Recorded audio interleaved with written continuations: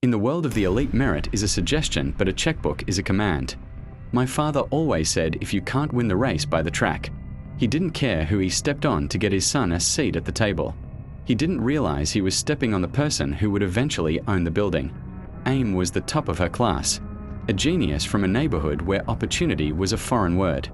My brother, Josh, barely maintained AC average, but Reginald paid a donation large enough to build a new library wing. AIM's spot was given to a boy who couldn't even spell integrity. She was told there wasn't enough room. He was told welcome home. Reginald thought he'd ended her story. He didn't know he'd just fueled her engine. She took a full ride at a rival school while Josh spent 4 years and another $1 million of Reginald's money just trying to stay awake in class. While Josh was finding himself at luxury resorts, AIM was finding solutions. She built a tech empire from the ground up. She didn't have a father to buy her a job, so she created a company that made his look like a lemonade stand. She became the predator in a suit that the elites never saw coming.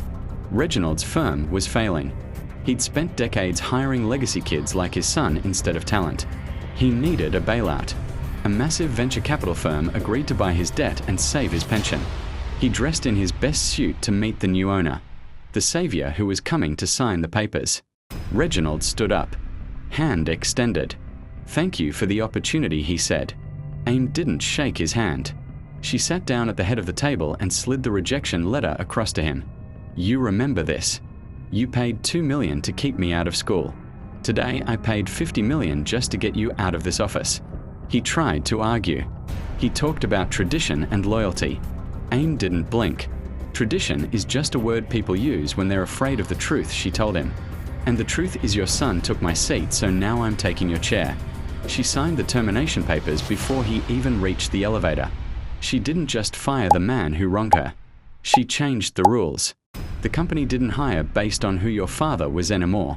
It hired based on how hard you were willing to work. She turned a stolen seat into an open door. Money can buy a degree, but it can't buy the heart required to keep the job. The obstacles you put in someone's way often become the stepping stones they use to climb above you. Now, I want to hear from you. Was AIM right to fire the father for a mistake he made 15 years ago, or should she have moved on? Drop your thoughts in the comments. I read every one of them.